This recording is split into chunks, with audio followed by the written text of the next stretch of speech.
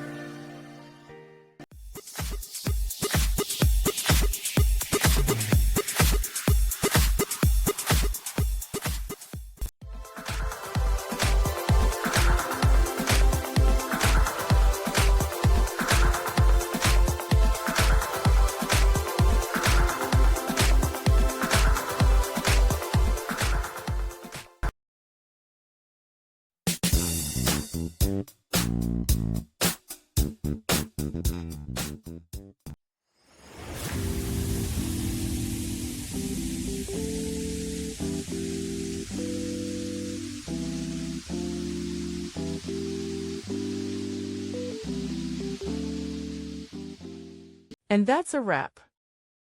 I hope you found the answer you were looking for. If you did, take a second to hit that subscribe button. It really helps out. And let me know in the comments which solution worked best for you. See you next time in the debug zone.